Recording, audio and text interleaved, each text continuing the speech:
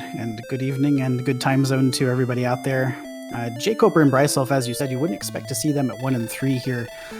But the winner of today's match will be 2 and 3. Both racers still have a pass to the bracket regardless of the outcome today. But the 1 and 4 racer after this one will have to play in both the last chance race and win that, as well as secure about a top half finish in the play-in race in order to make the brackets, whereas the 2 and 3 finisher will be able to play in that play-in race and just have to finish about the top half. So a tougher road for sure for whoever finishes 1 and 4.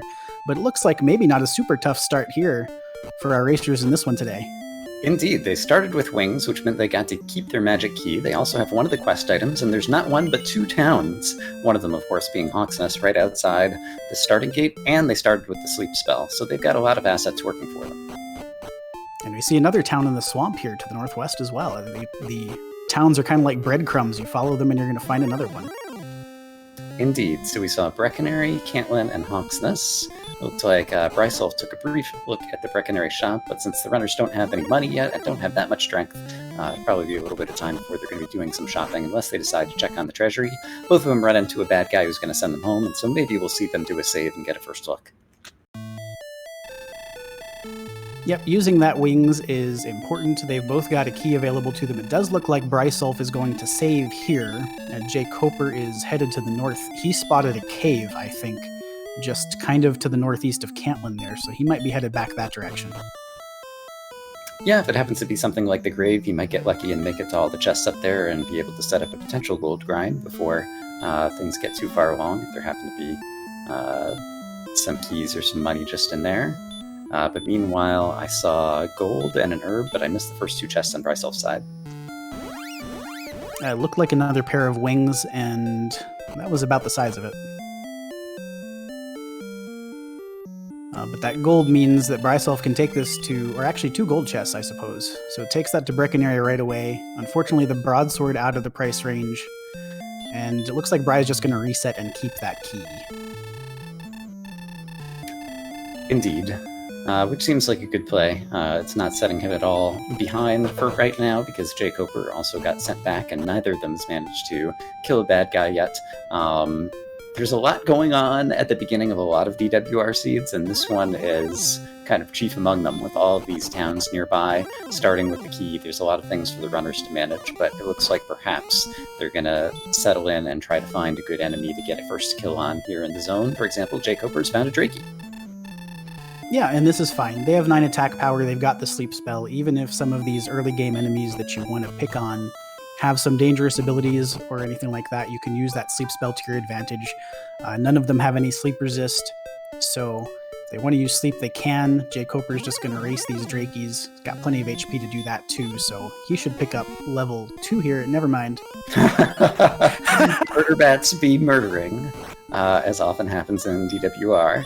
And so with 72 hit of Dragon Lord 2 Breath, the jkoper gets sent back to have another lecture from King Warwick. Meanwhile, brisulph has put the magician to sleep, and with an excellent move, might finish it off on the next hit. There we go. And so he's going to get his level 2 first. Looks like we'll have roughly simultaneous level 2s, 1, 10, 3, 4, and a new spell. That new spell is Return.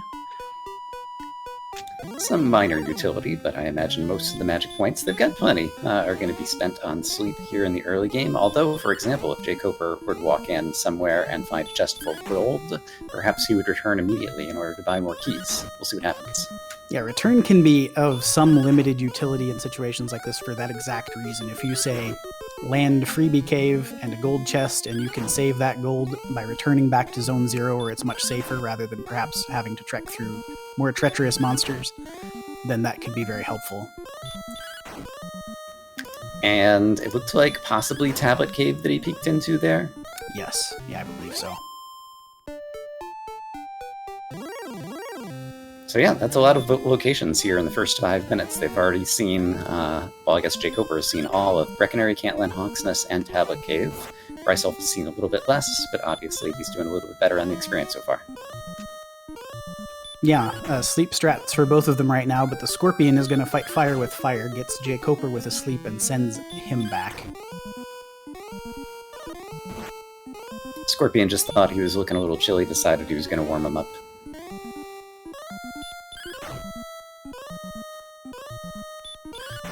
And it looks like jkoper is saving here upon this most recent death. He might do a quick treasury check, and we'll see what he decides to do. If he's going to burn this key for the gold, knowing where Cantlin is, or what his choice will be. I probably wouldn't, even the knowing that Cantlin's there and the odds of having like a hand axe or better are excellent. I think I would probably still end up holding onto the key, and yeah, sure enough, he decides to reset when he sees there's not an extra. But yeah, definitely there were options. For sure, yeah, I think I agree with that too. I don't know that it's of much utility to get anything right now. The start isn't unmanageable because of the sleep spell, so even though they only have 10 attack power, 12 attack power there for brisulph, so there was no strength gain on level 3. Deciding that the bamboo pole is a decent investment, and I mean, that's not a terrible idea. It's actually going to increase his damage range a little bit against some of the enemies he's been sleep killing, so... Yeah, I am generally not a fan of the bamboo pole, but this is one of the rare situations where I think I might be doing the same thing as brisulph and actually purchasing it. Yeah, it makes a quantifiable difference against these magicians. Damage range goes from 1 to 2 to 1 to 3. And right now, it seems like the magician is really the bread and butter on brisulph's side. He's managed to kill a few of them and is working on another. And so, yeah, we could see level 4 coming up soon. And yeah, even a little bit more strength trickling in will really start accelerating things. He'll probably have to continue to grind a little bit more before he's comfortable to go out, but it'll just make the grinding all that much faster. Absolutely. I did see jkoper make a basement check, but I glanced away, and in the time that I did so, he hit the stairs of whatever it was and bounced back out again. Did you happen to see what that was? I also missed it. Some kind of dark cave, and yeah, someone's asking about tablets, and I don't think anybody actually dove tablet. The runners don't have torches, they don't have permanent torches enabled, and they don't have the outside spell on a lot of people. Just don't want to take the time to do that early in the race, when outside could beat right around the corner and save you some seconds checking it a little bit later. Yeah, brisulph, unfortunately the pool of enemies he wanted to fight got shrunk a little bit. The Magidrake there showing, I believe, weak breath, unless that was DL2 and I missed the number. Well, he's gotten a good enemy set because the Drakey gives him exactly what he needs for level 4, 35 experience, and so we'll get a chance to see that he is going to gain 5 power, there we go, 2 response speed, 6 hit points, and I think 8 magic points. 3. And now it looks like we're going to get a better look at this basement. Headed to the right and then up. I think this might be Swamp South. Sounds continuing north, yep. And so, of course, as a runner, you're always hoping that you'll discover Garenham on the other side. That would solve all of his problems with the key start and being able to get some money to buy equipment. Yes. Here, Swamp Cave, though, is just going to spit him out nearby another cave, and he's going to get hit for near max hit from that werewolf. Is he going to survive to see the cave? Opts to just run from the scorpion instead of putting it to sleep, and for his trouble just discovers the location of the harp trading cave. Yeah, Staff of Rain Cave, that's useful information, but there's a lot of other things that could have been more useful for him to find. But he got a good amount of information on this dive. Meanwhile, brisulph is finding more enemies to kill and starting to really outgain him in experience. Yeah, he's using that sleep spell to good effect here. Even enemies like Druins now, even with the lower attack power, still doing, about 3 damage on average. So it's a longer fight, but it's definitely worth it as long as they don't have anything dangerous. And meanwhile, jkoper is now taking advantage of the exploration. The cave that he saw earlier to the north turns out to be the mountain cave, and this is one that even at level 2, he has some odds of pulling some chests out of here, and so there could be some really good stuff. We're going to see him step on the first chest and take out some gold. Even that could change things a bit. Even that can change things a bit. We know Cantlin is nearby, and I wouldn't even be thinking about gear if I found a gold chest loose right now. I'd be thinking about fairy water, because you can use that to great effect against some of these early monsters. I would be thinking about it going back into the back of Tanagal and buying some more keys and getting all the gold you want out of the treasury. Haha! That's much smarter. That's why they pay me the big bucks to do these comms. I kid. Wow! jkoper manages to run from another werewolf and find some more gold in the mountain cave. Oh, and a metal slime, as was mentioned in the chat. They're not using the standard tournament flags here. You want to tell us the deals? Yeah, so the idea is they're not using either scared or scaled metal slimes. jkoper should be able to kill this metal slime as long as it does not have some dangerous ability, because it's not going to run away. On 10 strength, metal slimes will stay in as long as scared metal slimes flags is off, and they'll just remain there until you beat them. So jkoper's all of a sudden level 5. And level 6. Level 6, pardon me, yes. And it doesn't look like learned any interesting spells. It has a little bit better stats now than brisulph does, and so that was a very lucky find. It's not going to make it to the remaining chests in Mountain Cave, but all of a sudden he's in much, much better shape. Yeah, not only getting that metal slime from the zone, but also that run from the werewolf now is just really staggering. I mean, the fact that he was able to get away there. And I think jkoper found a loose key in Mountain Cave, so he's just going to pop straight into the treasury, it looks like.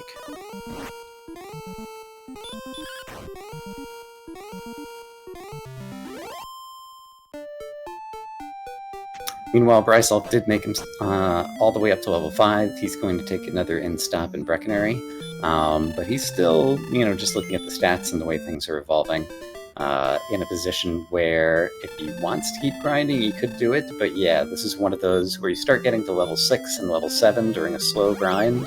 This is where I want to start exploring some of the world, even if I don't necessarily have the stats to do it, just to make that kind of insurance play that my opponent didn't happen to step a few steps to the north and discover something really important that I've missed. Yeah. And it looks like brisulph has saved up enough money now for his key. So he's going to get one here at the back door, and he'll be able to pull the gold from those chests if he wants to. Perhaps he's got some purchases picked out. We know there's chainmail available in Brecconary. I think there was a broadsword as well. There's a broadsword as well. Yeah, 2 runs through the castle and probably pick up those, would be my guess. Yeah. So that makes a lot of sense here as a play for him. jkoper, it looks like he's just printing money from this gold grind he got out of Mountain Cave, and with Cantlin available, probably thinking about heading over that direction to see what he might be able to find. 3 shops I agree. there. Yeah, he didn't pop into any of the Cantlin shops, but yeah, he knows that they're available, and he knows the Brecconary shop's available, and so he's going to just hedge his bets, fill his pockets with enough gold to be able to buy all the good stuff if it's available.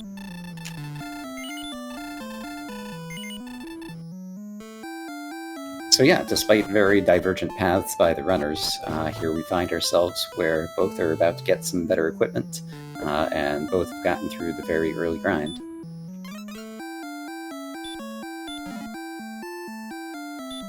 Yeah, I mean, all told, not the most difficult opening we've seen all tournament for sure. Whenever you start with that sleep spell, it gives you a lot of options, and we saw them both explore around quite a bit, jkoper to a greater extent than brisulph, but they've ended up, both of them here, in a situation where they're going to be able to get their hands on some equipment that will help them, and we'll see where it goes from here. I think this is still very close despite that middle slime. I kind of agree, and yeah, if Cantlin doesn't have a silver shield or doesn't have a flame sword, they could end up with extremely similar equipment at this point as well.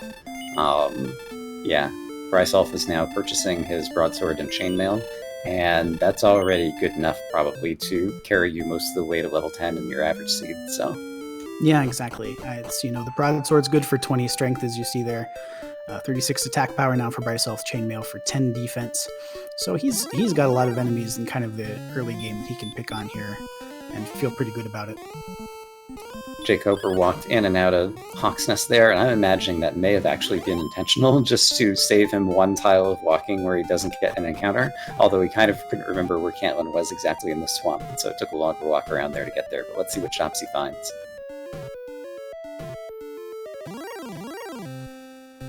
That shop looked very similar to the Brecconary shop with the exception of that large shield. Indeed, I noticed that addition as well. Meanwhile, brisulph is starting his trek through the mountain cave and has made it to the first chest and going down to the second floor, where we know there's metal slimes, and he could still take them out. Yeah, and his strength is still below 20, so if he finds a metal slime, he's going to be in the same boat as jkoper was. He'll be able to take out that metal slime for sure.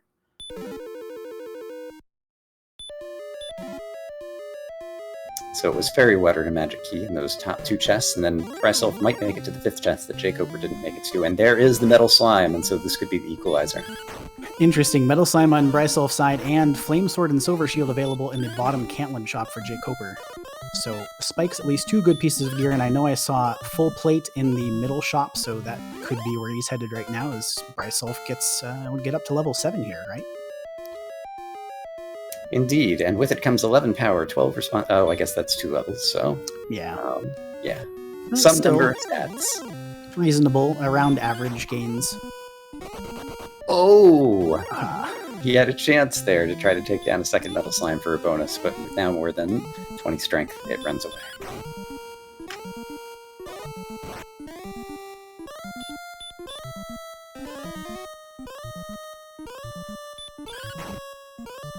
Well, jkoper did manage to avail himself of the shops and get a flame sword, full plate, and a silver shield, so he is in very good equipment. brisulph will be able to set up the gold grind and do the same, but he's going to try to get this fifth chest. If it turns out to be something important, that could be an advantage. Did he already grab it, or is he... I guess he's still walking around. Still on his way around. He found a wolf lord, and I thought that was a pretty good kill there to use the sleep spell and his enhanced gear that he just picked up to be able to pick up that experience. But just a torch in that last chest, so Mount Cave devoid of anything truly spectacular. Just does help out with that gold grind if you can get it. 77 north, 54 west, speaks the old man in Caitlin. That's some big numbers.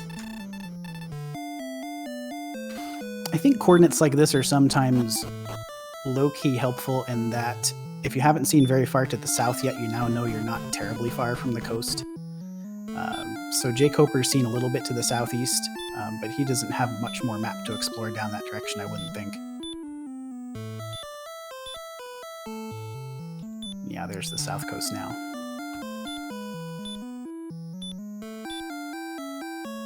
And so yeah, once again, it's feeling like a pretty even race. Now, brisulph has a little bit of the experience advantage, but he's going to have to spend a few minutes doing the same gold grind. The one thing that could hang him up, yeah, he's just grabbing 3,000 gold and then teleporting out. He has not found Caitlin, and so he's just going to go grab himself some full plate as an upgrade, since that's the only thing he knows that's available, and then continue on. That said, flame sword versus broadsword, I guess there's 8 points of damage difference. I feel like the brisulph isn't going to fall too far behind with this equipment for now. No, I'd agree with that. Unless the stats really lag through the middle game. But, I mean, the agility is already decent there. You see brisulph on level 7 is 54. I'd say that's better than decent, actually. That's a good agility score for the level, for sure. So, defense won't be as much of a problem. As you say, there's just the 8 points of difference in attack power between flame and broad, so it shouldn't be a huge deal. And yeah, the trade-off also is brisulph did not spend nearly as much time on the gold grind and walking the shops as jkoper did, and so he's got less equipment, but he's potentially farther along. Although now he's going to take his first look onto the second continent, and given the stats and equipment that he has, he's much more likely to survive past just seeing the Staff of Rain cave over there and perhaps find something else on that continent if it exists.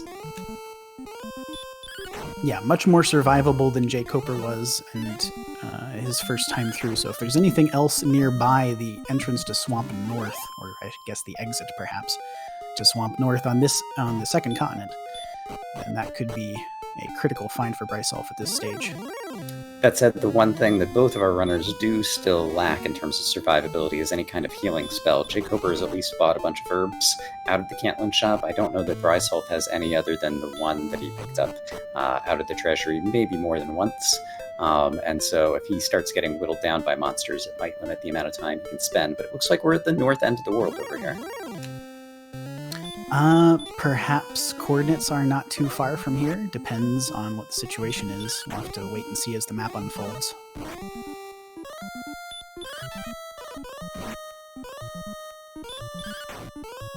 I couldn't see what enemy jkoper had seen that caused him to settle down there for a little bit, but he's managed to... we're just exploring back to Tangel. I lost track of where he was in that. Yeah, that settling down didn't last very long. He walked it back and forth a little bit, got a ghost, and said, nope, I'm good.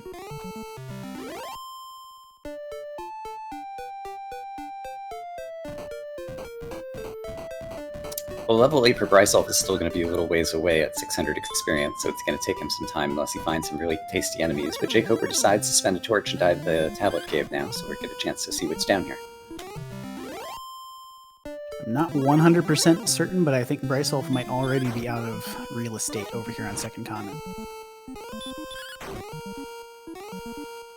And I guess that was probably a herb is my most likely guess. I think so. jkoper, I believe, is full on both keys and herbs right now, so right. It's probably one of the two.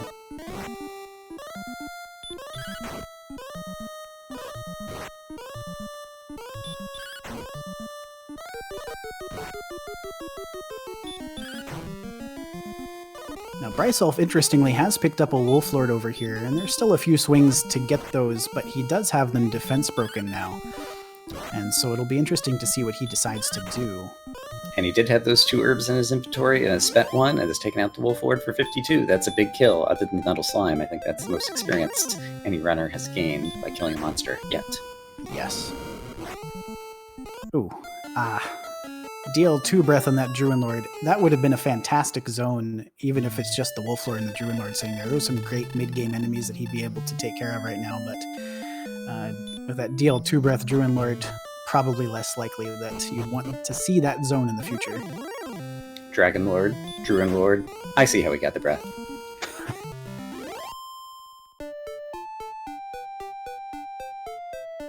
Meanwhile, jkoper has made its way to level 7, and so the actual level 7 sets were 2, 11, 1, and 4. Still no new spells since, like, level 3 or something. Yeah, it's been a while. We saw Repel early, saw Return, I think, on level 2. So not much on offer there, which is a little bit disappointing, I'm sure, because they've got a good pool of magic points at their disposal.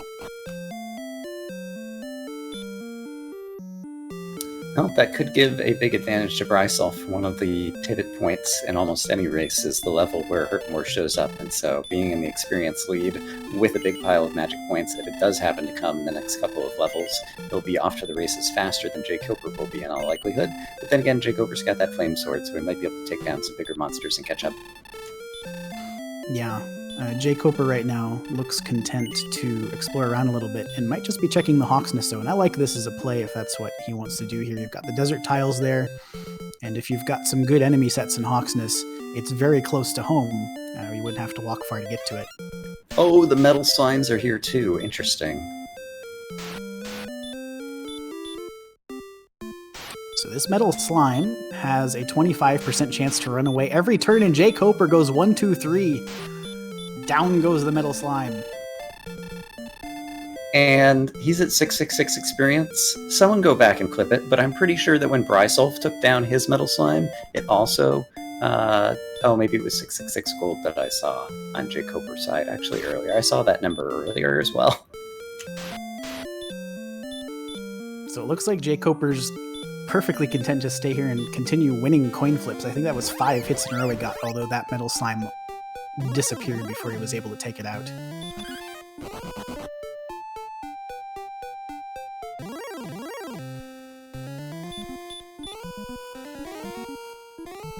Got a Wolf Lord here in this zone for jkoper as well. Poltergeist, don't like to see that, but depends what the other 2 monsters are here, I think. Yeah, if it turns out to be the Druid Lord in the same zone that we saw brisulph on in the overworld, you could potentially repel the weaker monsters. I guess he's got too much armor that he'd actually be repelling the Wolf Lord now, wouldn't he? Yeah, he's up to 74 already, so he's already repelling most non-Charlock monsters except for those higher tier ones like your Knights and Magiwyverns, this sort of thing, DKs. So yeah, that's an interesting trade-off from brisulph's point of view or whatever. He might be able to use the repel spell a little bit more effectively if there is one of these kind of good mid to late game enemy zones where he could fight some good monsters. Yeah, there's actually sometimes some benefit, I feel, if you have repel early and you have the opportunity to load up on defense. Sometimes it can work for you, of course. Sometimes it works against you, and that sometimes you can't manage your encounters quite as effectively, especially if you have Hurt More. I think having high defense early with Hurt More can actually work against you quite a bit.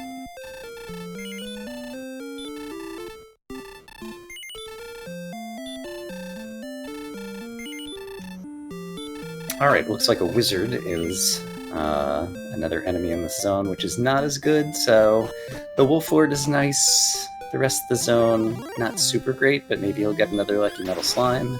I think at this point I might keep moving along, but given the zones that we know that are very close to Tanagel, this one is extremely nearby and not bad.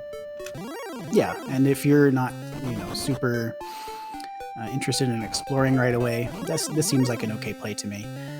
And Bear's pointing out that another big agility boost, maybe 12 more agility, and he'd be breaking those wizards. So the next level could be telling regarding whether or not he wants to stay. Meanwhile, brisulph, I believe, is going exploring to the north further on First Continent, has found the town of Remolder. They already have keys, but he does open the chest and get a fairy water. And he'll probably go looking for a shield in the shop as well. Yeah, I feel like brisulph would be perfectly content to find a large shield, or even a small shield somewhere. He finds both of them in the Remolder shop here. So it just needs a little bit more gold and can upgrade that.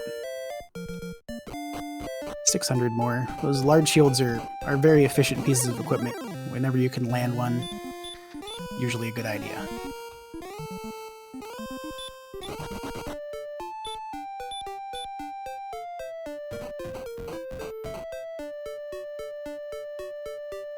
This heads up there by brisulph too. He has good agility, but sleeping the Magiwyvern is still a higher percentage chance than running from a first turn, so using that Indeed.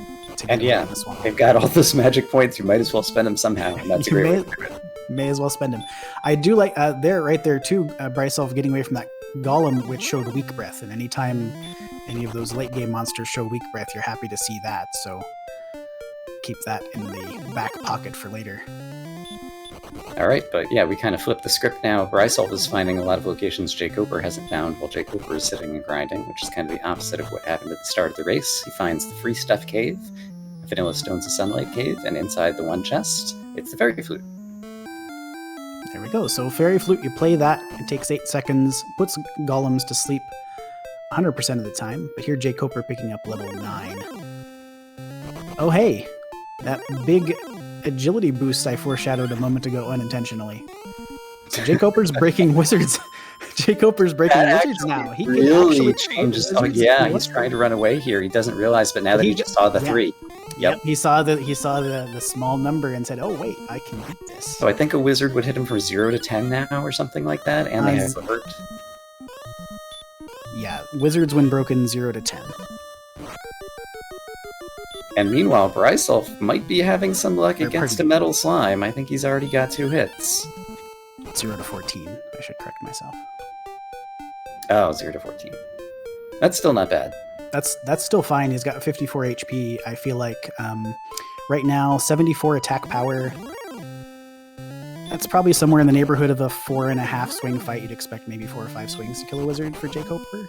So he can easily race those as long as the rolls are decent, and he's got some herbs for backup too. So and yeah, taking it there, that's a nice no fight. Big penalty. He doesn't need the money, and Hawksnest is just a few steps away from the start. And so yeah, we could easily see him sitting here for another 2 levels if nothing good comes at level 10 potentially.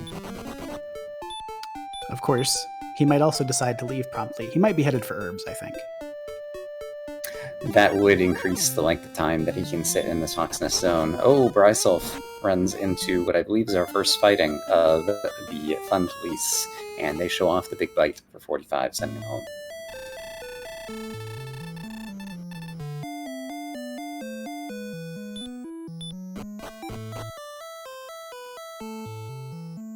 So just as a recap for people who may be relatively arriving late, we've already found a lot of the towns: Breckenary, Remolder, Cantlin, Hawksnest. We haven't found Cole or Garanham, and we've also located Sunstone's Cave, the Staff of Rain Cave. Swamp South was underneath Tangel, and the Tablet Cave.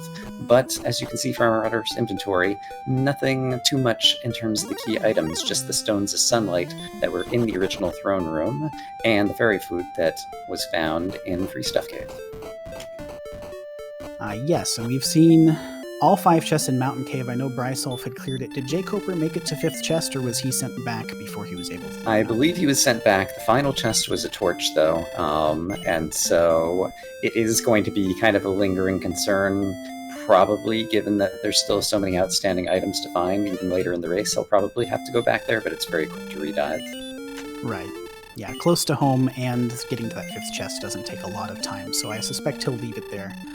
Oh, we just got to look at the 5th enemy in the Hawksnest zone, finally. Demon Knight shows up with Hurtmore. And sends jkoper to the Shadow Zone. Yeah, so we'll see if that changes his thinking regarding the zone. I still think there's enough there that he could stay to level 10 if he wanted. And it's astonishing to me how many encounters he took before he saw that 5th enemy. It always is. You're in a zone for such a long time. You take, 10, 15, 20 encounters, each of those different enemies in the zone, and you start to think, oh, well, maybe one of these guys is 40%. Maybe it's in the zone twice, and then just out of nowhere, you get a 5th enemy that you hadn't seen yet. I know it's a randomizer, but that's one thing that I always thought was too random. It's too difficult for runners typically to get a sample of all of the enemies in a zone to know what's there. I kind of think it would be nicer if there were only 4 or 3 monsters in a zone. It'd give you more information in terms of choosing where you're going to grind. Yeah, that would for sure increase the likelihood that you'd know exactly what you're dealing with much sooner. And that is a thing that can throw the wrench in the works sometimes. That said, with all the agility jkoper has, when he sees those Demon Knights, even as dodgy as they can be or whatever, he has a good chance of running. Oh, yeah, exactly. Demon Knights actually don't have a ton of agility, because that's, for anybody out there who's not familiar with the mechanics, evasion isn't linked to agility, it's a separate statistic. So Demon Knights might seem, because they dodge so often, like they have a lot of agility, but they really don't, because that's more of a determiner of defense. And so you can run from them relatively easily, especially at 73 agility. Neat.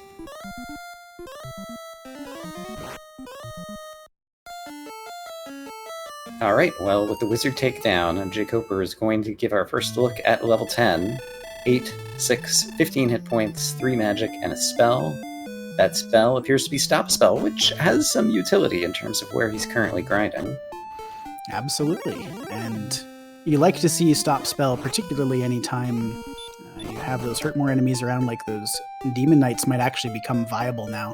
They're not a terrible target, especially if they're casting a lot. And yeah, we apparently saw that the wizard had heal more, and so he'll be able to block that as well and get more reliable kills. Still no healing as of level 10, so that does limit his stays in Hawksnest to his herb supply. Indeed, and that's something that I found even when you have a lot of other assets going for you, like the runners do in this seed in terms of having good equipment relatively early. Without a healing spell, it can really cause the latter stages of the seed to drag. So Erdrick's armor or heal spell would be a huge pickup for either runner at this point.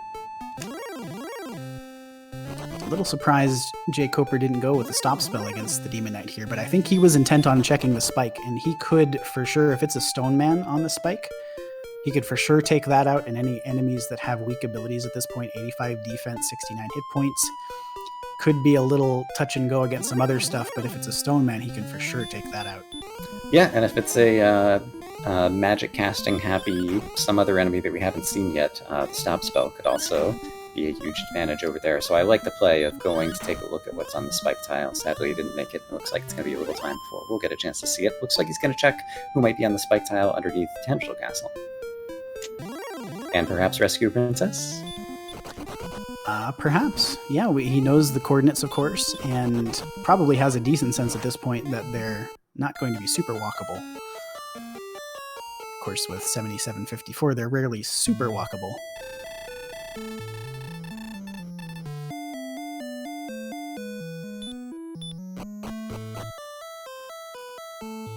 It's the Golem, and unlike brisulph, jkoper does not have the Fairy Flute.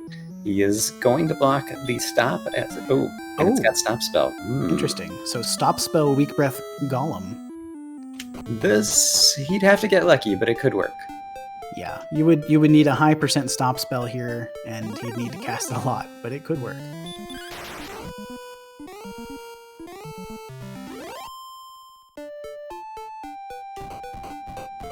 And someone was asking in the chat, I think it was a purely blind stop spell. I think basically he saw a monster that he wouldn't be able to kill unless stop spell kicked in, and I think stop spell is the entire reason he went to checking these spike tiles. So, yeah, I think that was blind and intentional and good strategy. 100% agree, and anytime, like you said, you come across that monster, you can't hope to kill unless you get lucky in some fashion, and, you know, he did. He landed that preemptive stop spell. Like, if there's only one way to win, take the one way to win. The only way to win is opening stop spell. Because you're getting sent back either way, right? So, I mean, in any other event, you're just getting sent back, so there's no harm in trying the preemptive stop spell, and I really love that as a spike tile play. So I expect we'll immediately see him go back to Hawk's Nest.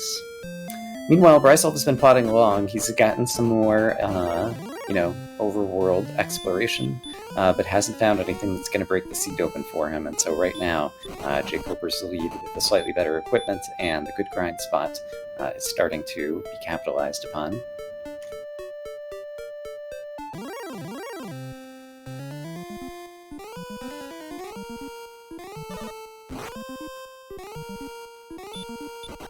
And I guess this is one of the things I was talking about when you don't have healing, how the seed drags along.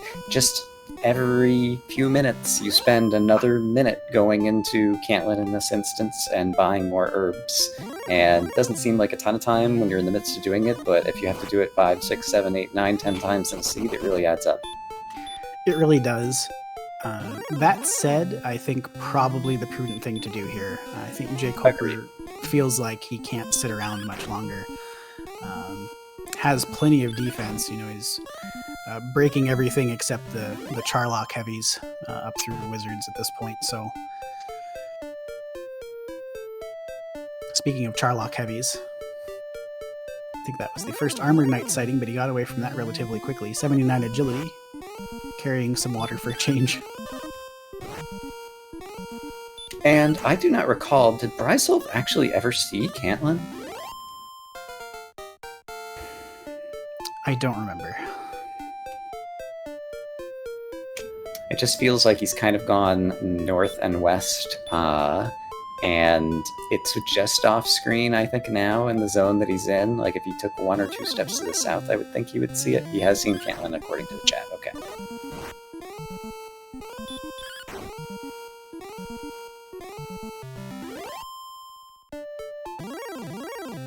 jkoper trying to go preemptive stop spell on that red dragon.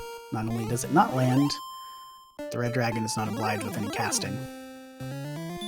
But yeah, we've seen them a couple of times, and it's been all bites, and the lack of the stop spell landing also suggests that they might have simple bite AI, which is not great, but it's better than some things they could have. Yes.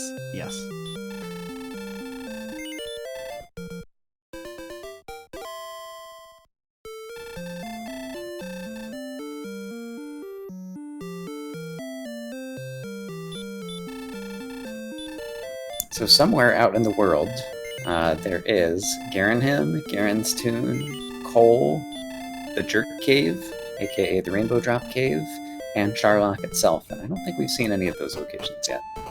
I don't believe so, and of course Garenham's got that back door too, so one of the 2 caves that you mentioned, either Rainbow Drop Trade or the Grave, will be in the back of Garenham.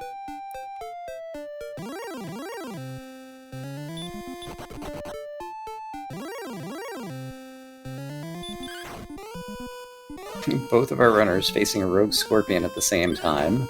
It's going to be easier for jkoper to take out with the extra attack power since they've got a good bit of defense, but brisulph will be able to whittle it down in all likelihood. Yep, right there on the break point for rogue scorpions is brisulph, 70 defense.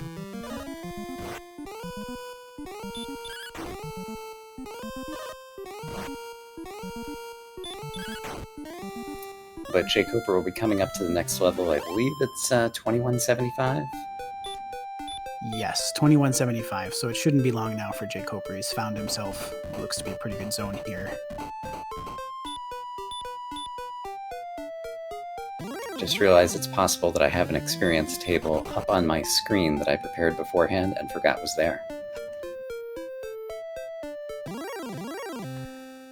Preparation. Oh man, I thought I had a maxim, and then it didn't work out. So It requires execution to follow through or something. I see where you're going. Or something. Like I said, that's why they pay me the big bucks.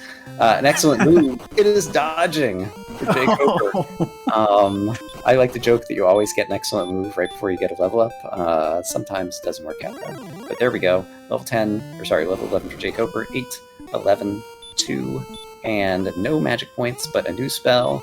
Not too much excitement there though. It's the Spell of Radiance. 90 agility on level 11 for jkoper. That silver shield is going to turn into an enormous asset in Charlock. It really is. He's already... At some point, we'll look at the agility, and I have to imagine that when he's in Garenham and Garen's Tomb, we will see him doing a second gold grind for much more money. Yeah, I mean, already breaking 4 Charlock monsters, wizards, werewolves, star wyverns, and green dragons is jkoper.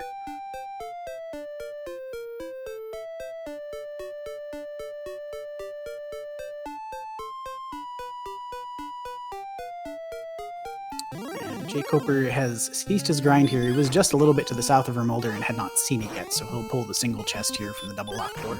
And I think I see the outline of the front door of Charlock there on brisulph's screen.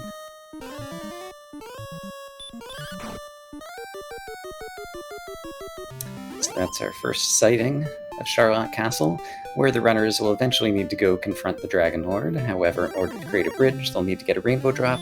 To do that, they'll need the Staff of Rain, the Stones of Sunlight, and Erdrick's Token. They have one of those 3 items, and in order to get the staff, they'll need to find the Silver Harp and trade it in to another old man in the Staff of Rain cave, which we saw on just the other side of Swamp Cave after going south through going through the bottom of Tanagel Castle. But here's Cole on jkoper's side. Speak of the Devil, Erdrick's Token.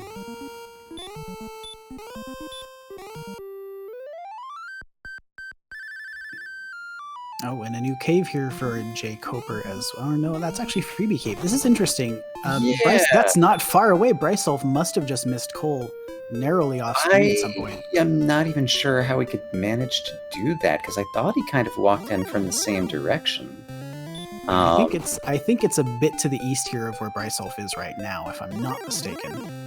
Interesting. But there is kind of, you go north and you hit Remolder, and there's a little narrow path that goes to the northwest there, I think. And I believe that's where jkoper is right now, so I think brisulph's there too.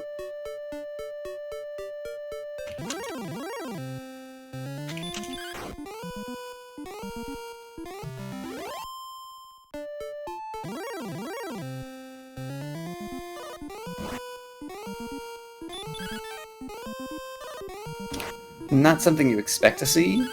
Both players fighting Metal Slime at the same time in the middle of the race when they can run away. But here we are, and here we still are, due to some miracle of RNG.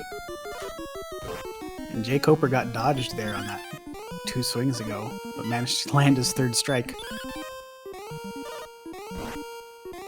And so I believe that's 3 Metal Slimes now for jkoper, whereas brisulph currently only has 1, but has a shot at a 2nd right here, and sure enough gets it.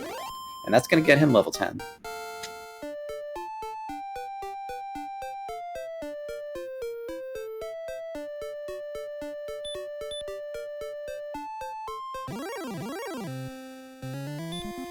feels like there still could be a decent amount of exploration left here. Now that we've seen coal, Garenham's still out there. We still need Rainbow Drop Cave, and we don't quite have a great sense of where the coordinates are yet because we're not quite sure east-west on Second Continent. Exactly.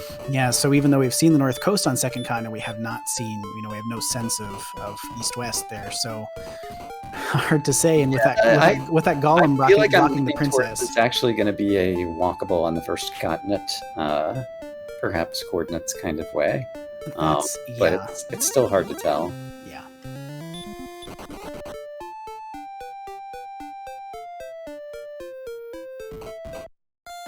So yeah, brisulph just finished out tracing some peninsula and decided to take a swamp death to warp home. So on the one hand, that makes me feel like he thinks he's kind of like seen everything on that end. But on the other hand, as far as we know, unless we missed it, he didn't see coal.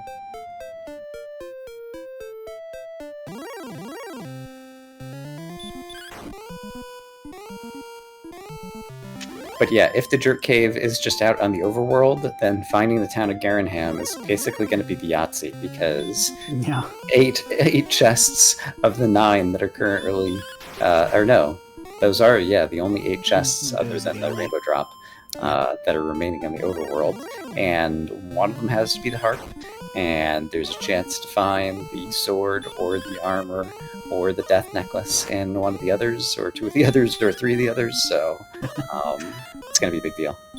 Yeah. Yeah, it's interesting. We've got 2 quest items already. We've got the coordinates occupied, but we still have 5 items that they could we just possibly had another moment with 2 metal slimes.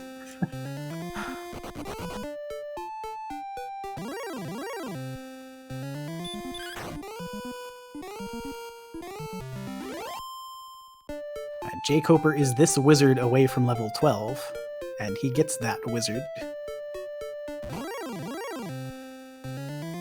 4-0, 22, 1, and a new spell. And the spell is the big one. He's got Hurtmore. He is headed immediately back to a spike tile. And the 22 hit points is pretty great too. Yeah, that's pretty nice. I wouldn't be shocked to see any more agility, to not see any more agility the rest of the seed. 90 is already quite high. It's possible there's a couple of empty agility levels waiting before go mode.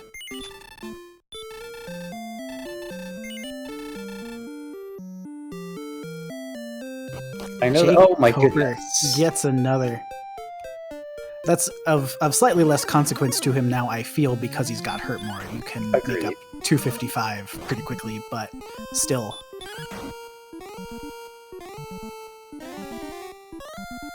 And it is a stone man. You had posited this before. I don't remember if we had seen it.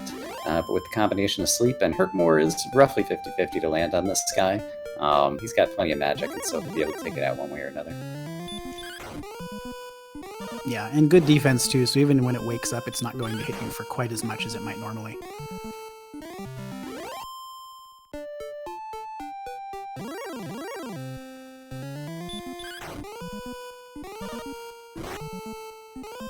Sadly, the Stone Man only gives 155 experience, and it's going to take a little bit of time to do.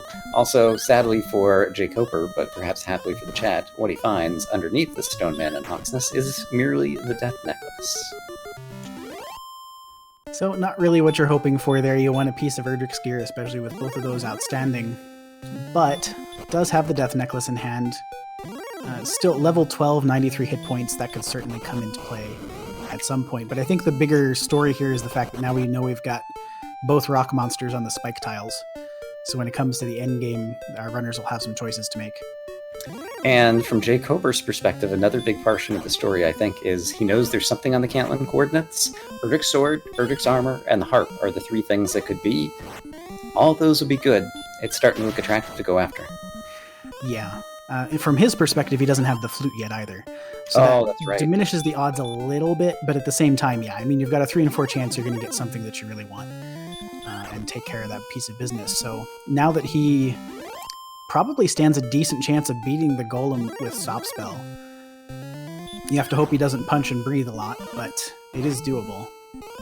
Shout out to my co-commentator, Archfield Monk, who keeps me straight whenever I'm trying to tell a lie here on air. Definitely give him a follow. He's a smart guy and has written the book, literally, Dragon Warrior Randomizer play. I've said at least 2 incorrect things so far on the broadcast, so I will hear none of it. At least 2. I'm willing to bet there's more than that.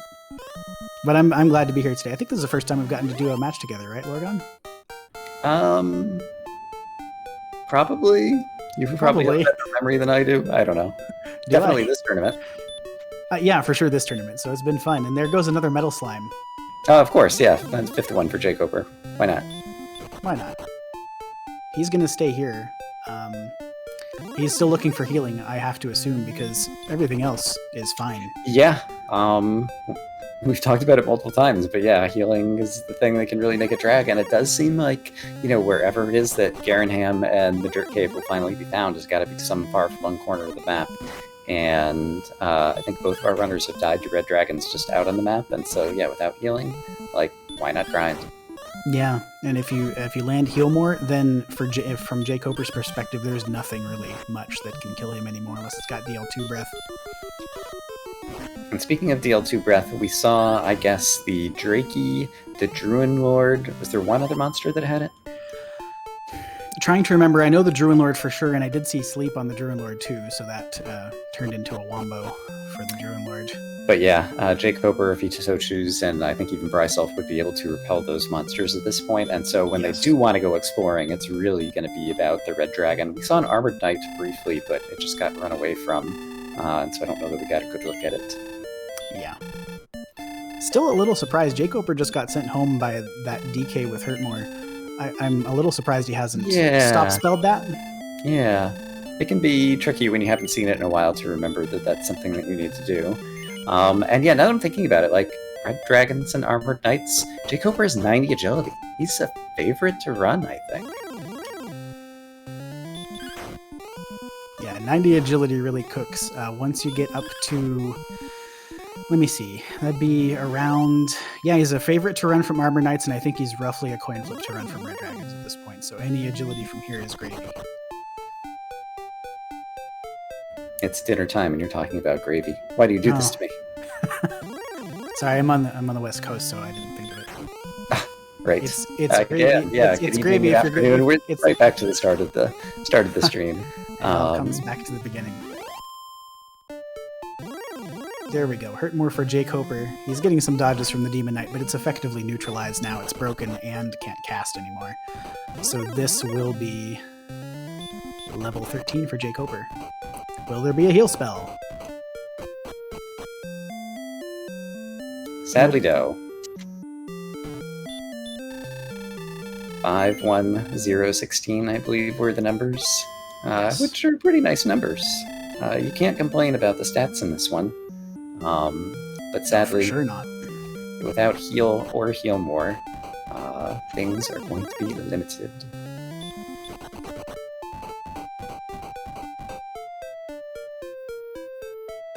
So here we go, another in and herb trip for jkoper, I think. Do you think maybe he makes the play? Oh, we'll talk about that in a moment. Oh, yeah. But big deal over here on brisulph's screen. He's landed Garenham. I did not notice how he walked here. Was it somewhere northwest-ish? I lost the thread of his exploration, unfortunately. It's a little bit difficult sometimes to keep track, particularly when it looks like somebody's grinding and then all of a sudden they're someplace. Like, oh, that happened. Alright, so we have an herb, a cursed belt, our first, and I guess our only... No, there could be another one. And the silver harp. Oh, okay. So now we know for sure that there is an Erdrick something on the coordinates, yes? Correct. It's got to be either the sword or the armor, because the other things have been located. And it is Garen's tomb underneath Garenham. I think McGrew was in the chat. McGrew! Yeah, so 3 chests topside here for brisulph. And if he finds one of the items, I think he has the information just to bounce. Yes. Cursed belt, key, gold, so he's going to have to continue diving this one. depending on where this is, you for sure want to do this now if you can. If it's out of the way and it's not someplace you plan to come back to, get the bottom 2 out of the way, especially with both Erdrick's gear outstanding. Just get that done and dusted, if you can. I'm a little surprised. I guess he's going for the kill here on the werewolf. He doesn't quite have it broken, brisulph, due to the lack of silver shield. So he's going to go for the experience here against this werewolf. And yeah, we talked about it, back at the beginning when the players were like level 7 or so, and brisulph's relatively inferior gear was not going to be a detriment. It's been sticking around for a long time now, and yeah, obviously the werewolf took him out. Not having the silver shield and not having the flame sword for this amount of time has really been an advantage for jkoper. We've seen a few monsters that he's been breaking or been able to take down quickly that brisulph has had to whittle down or occasionally take him down.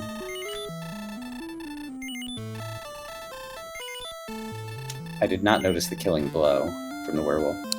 It was an exacto. He had 22 hit points and got bopped for 22. That is unfortunate, but that's the type of thing that happens when you don't have a healing spell. Yeah, and particularly unfortunate because I think max werewolf attack on 79 is 23, so it was unlikely that was going to happen there.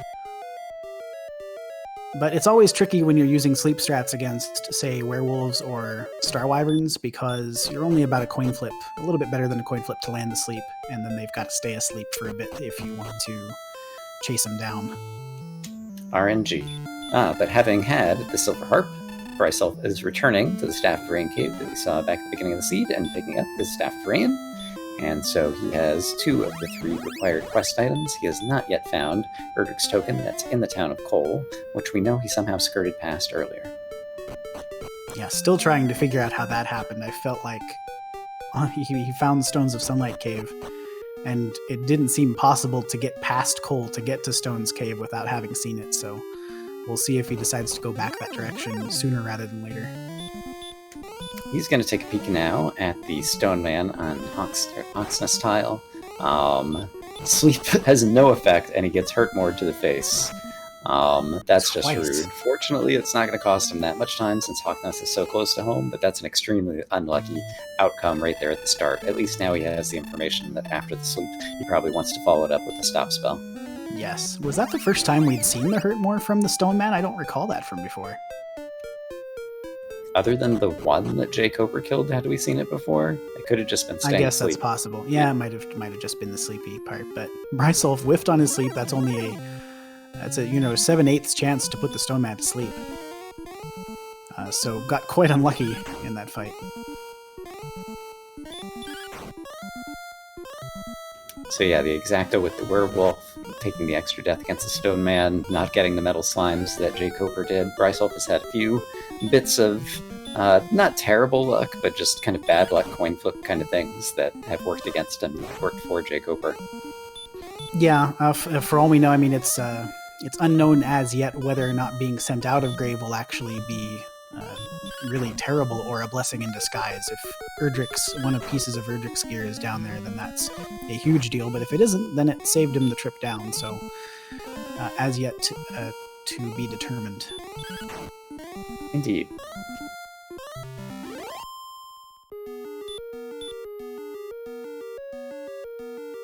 brisulph does dust the Stone Man this time around and picks up the Death Necklace.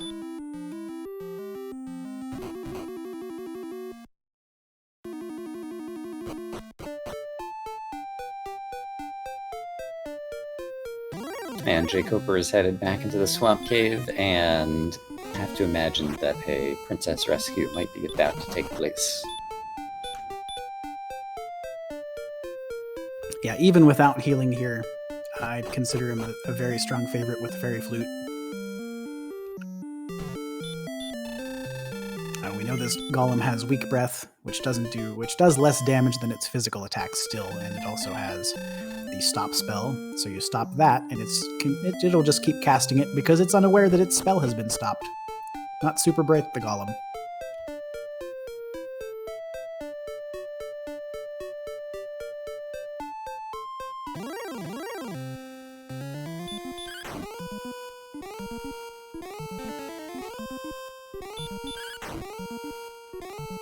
Okay, crit always helps as well, so jkoper makes quick work of that golem. And looks like he's going to go back for seconds. Only 2 golems away from the next level. I see. I'm not sure if I would make that play. I wasn't sure if he just encountered another one on a random step or it actually intended to go back. Yeah, he headed back north after crossing through, so interesting. I mean, if he does spike a heal spell here, that's going to be a huge advantage while he's out coordinate searching. So it's 2 golem fights, and I think they're pretty easy, so I don't mind it.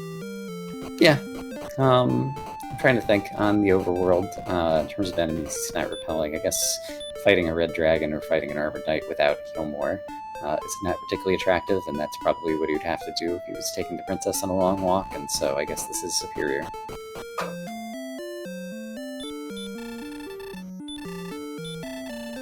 Yeah, it's the thing. If he wants to skip any encounters, using repel right now means the experience slows down to a trickle while he's exploring, because there's only a handful of enemies left to see, and we haven't seen a lot of those Charlock enemies in the overworld. Blue Dragon, Star Wyvern, have we seen Blue Dragon, Star Wyvern absent, Axe Knights, I don't think we've seen an Axe Knight, so right.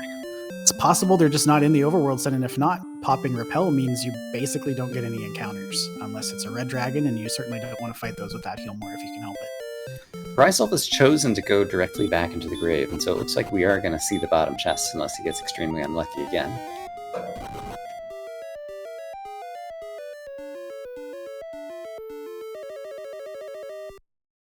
But if a jkoper...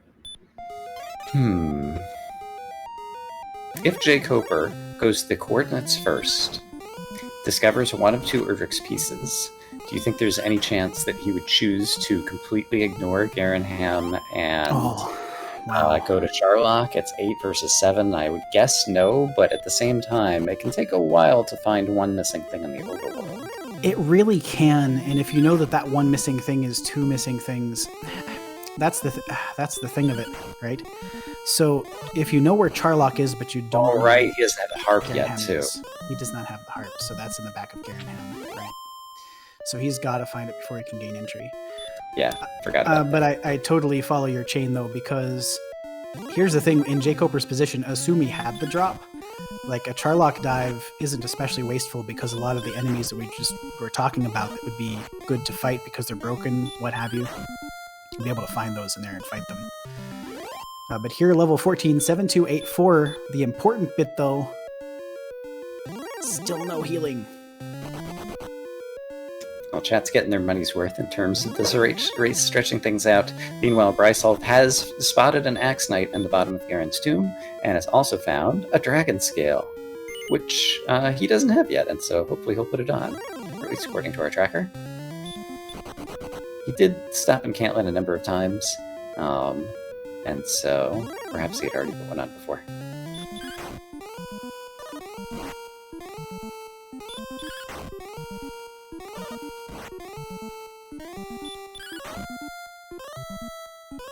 Also noteworthy is that brisulph did not do a gold grind the last time he died in Garen's tomb, and so I wonder this time around if he'll choose to do so, or if he's feeling that over an hour at Seed, it's a little too late to be going after the Silver Shield. Meanwhile, jkoper is carrying the princess back to King Lork.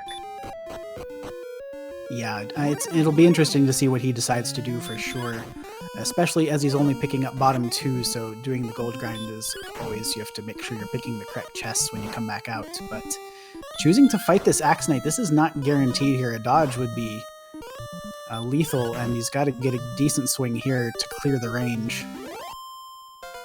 Yeah, so another instance of not having the Flame Sword is kind of making things really dodgy, but he does manage to finish off the Axe Knight. He gets the big hit point gain. That's going to help him during the rest of the dive to get this 5th chest. Meanwhile, jkoper has dropped off the princess, and did he rescue her just because he's feeling heroic? This could be telling when it comes to late game grind. It looks like he's headed back to Swamp Cave. Gonna ping the GPS at least once on Second Continent and see what he finds. So we'll get our first true sense of what we're looking at east-west here as he goes through. Yeah, for those who may not be familiar, after rescuing Princess Gwaelin, you get an item called Gwaelin's Love that she gives you, which tells you both how many experience it is to the next level, as well as how far away Tantagel is from her perspective. And it does look like the coordinates are close-ish by over here. It's going to be close, I think. There's an area, because the second continent doesn't go very far south here. But I think he was on roughly their correct north-south coordinate anyway, right? So it's just a matter of headed a bit to the east. By the way, brisulph finding a magic key in 5th Chest of Graves, so nothing doing in bottom 2 there. Means one of our pieces of Erdrick's gear is in Charlock, correct? We just don't know which one yet.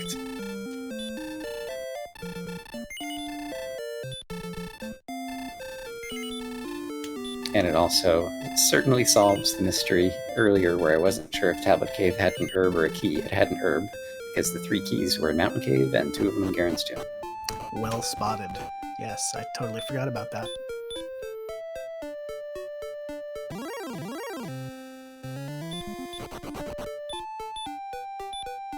It looks like we are in the correct location, just a few steps away. We're going to discover, is it the sword or is it the armor?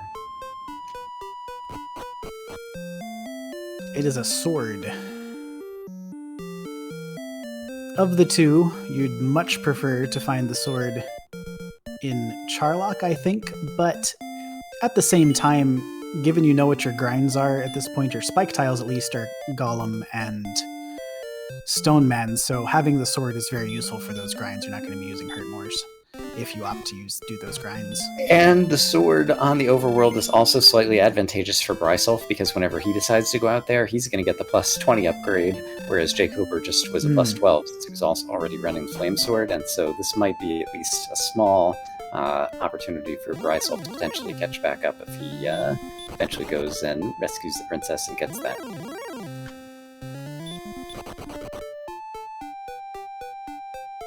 jkoper's still got to hunt down Garenham now, missing that harp. And I'm not 100% certain, do we know where Rainbow Drop Cave is? I still don't have it checked off on my checklist, so I don't know that either of the reps have seen it.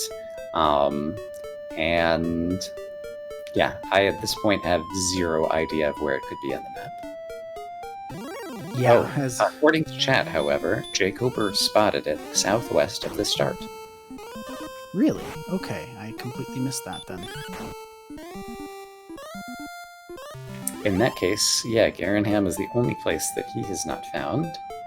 And yeah, once he finds it then, he's really going to be in the driver's seat. Oh, right, but we'd forgotten that he did not see the 5th chest in Mountain Cave, and so he's going to take a little detour to go get a torch from this final chest.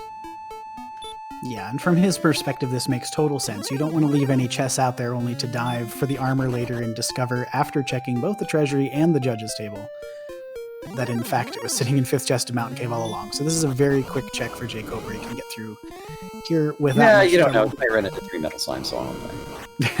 He could. I think he repelled those, so might not be anything. You may be right. But there's a torch. Get your torches in the chat.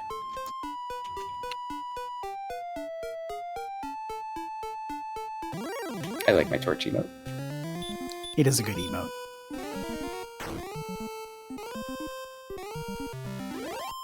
Alright, and so now it'll also be interesting to see. I can't recall if jkoper draws a map. I think he just keeps things in his head and is usually pretty good about it. I'll be curious to see how quickly he is able to discover the location of Garenham, kind of based on whatever loose ends he thinks might still be missing.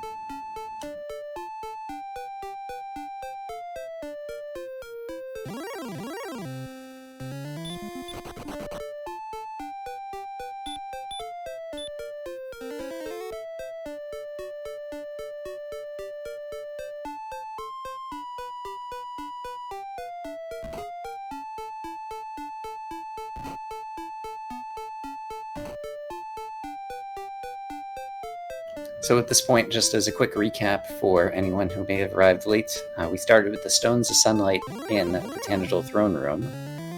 Recently, jkoper discovered Erdrick's sword on the coordinates in the overworld.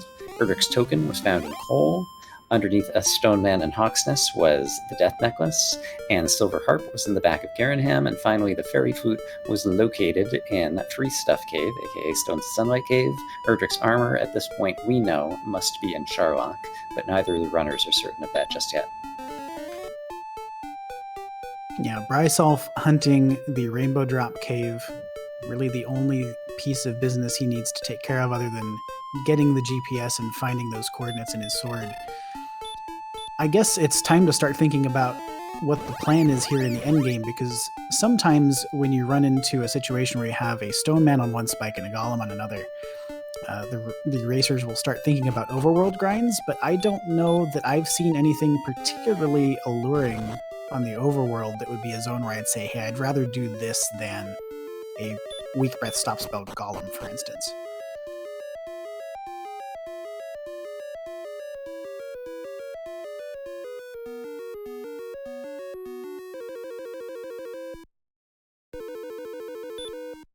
And another thing we didn't talk about, just in terms of looking ahead when they do find the right monsters to try to grind on. Ooh, an Arbor Knight's pretty nice. Tasty hurt more target. jkoper should be able to take it down. I wonder which will happen first. Will they get heal more, or will they get the stats where they're powerful enough to fight the Dragon Lord? Yes, entirely possible that 15 is go stats but no heal more, in which case you're going to have to figure out what to do. I think that would make, if that turns out to be the case, let's say the stats are very close on 15, but no heal more yet. With the defense as high as it is, I could very easily see a situation where jkoper, particularly with that Silver Shield, would opt to just dive Charlock, fight his way down, and pick up heal more and hopefully whatever the rest of the stats are he needs, if any, by the time he gets to DL2. Yep, I could see that potentially happening. Level 15 will come at 7,500 experience, and once we get a look at those stats, we'll have a better sense of how likely that might be. Yeah, if it's empty on stats, probably not quite time yet.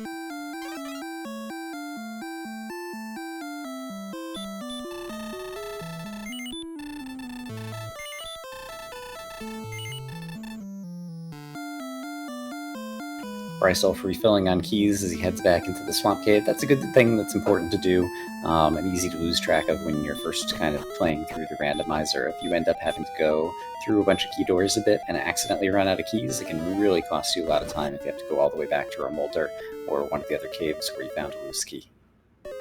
Absolutely. I think it's good practice just to grab even a couple of keys.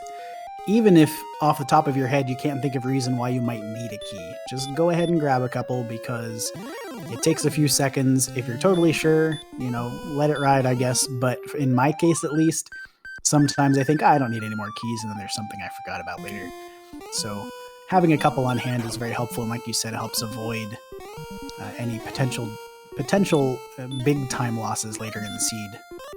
And you will see a number of the runners also, rather than selecting the door command on the menu when they're unlocking a door, just going to their item and actually selecting magic keys so they can see just how many they have each time they unlock a door, to help give them that reminder and make sure that they don't run out.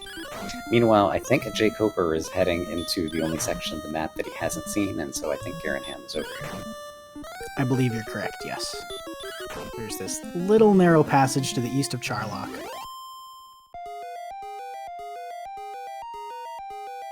And on brisulph's side, he's going to rescue Princess Gwaelin. She'll be so happy.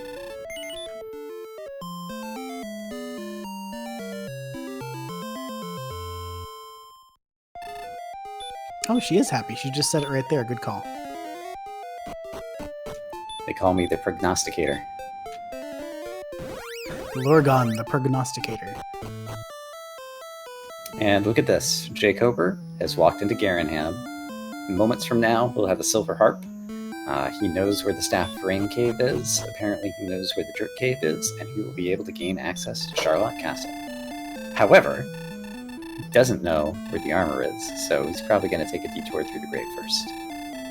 Yes, I would expect him to full clear this for sure.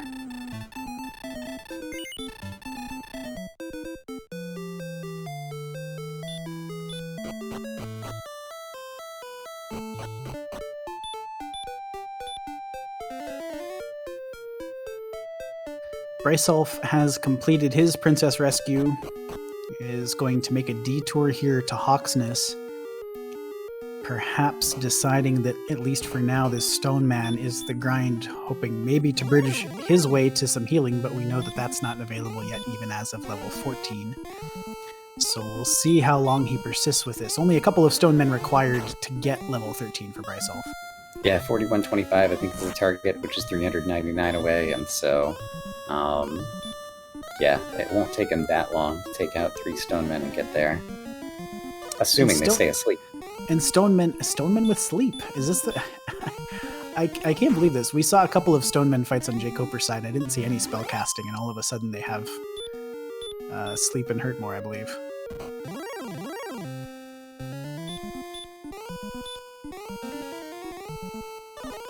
So brisulph, based on his experience, now goes just straight to stop spell and blocks the spell.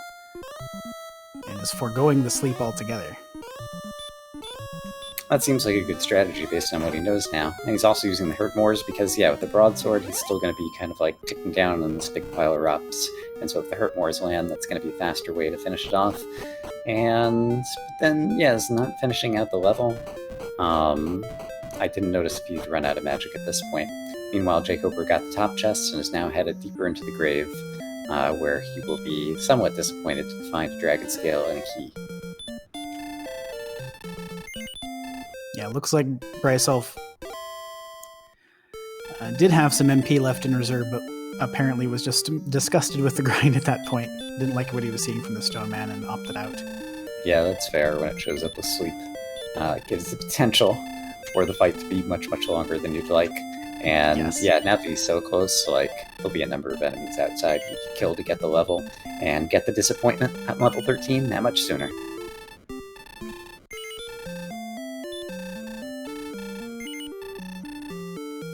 That said, what can be a disappointment for the runners can be the opposite for the chat.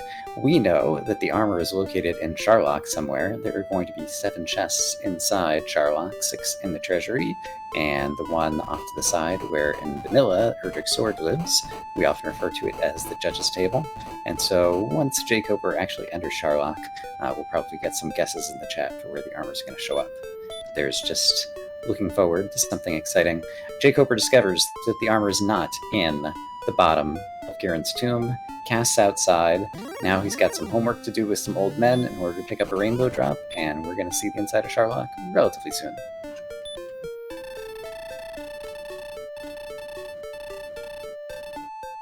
brisulph, meanwhile, pinging the GPS, I think, from First Continent, and has run out of room, so immediately hits that return button and is going to go through Swamp Cave. Good assessment there of the situation. Indeed. And I wonder how he'll feel. It was not... Well, it was the golem and he had the fairy flute. Like, when he discovers that the sword is there, like, he's had a broadsword, which has served him reasonably well, but Erdrick's sword would probably have been available to him earlier if he had taken down the golem and rescued the princess, and so I wonder how he'll feel about the decision to kind of, like, wait until now to actually go and pick up this item. jkoper might also have thoughts about that at the end of the race. Yeah, it'll be interesting if we get to hear from them just what their thoughts were generally. This has been, I would say, despite the cluster of locations close to start, it's been a fairly challenging map to navigate, and I believe both of them will have essentially full cleared it by the time that they're done. So it hasn't been the easiest map to get around on. Yeah, both players full clearing the map and waiting until level 15 or 16 to get any healing at all. I guess it probably kind of speaks to the quality of the runners. Like, we're only, an hour 20 or less into the game, and we can see the end game from here. But there was a new spell at level 15, and it's both heal and heal more, apparently. So there we go. Not waiting until 16 for healing, but not quite go yet for jkoper. Still need some more attack power. Strength, it would be nice to have some more hit points as well. We're nowhere near having hit points to put on the death necklace.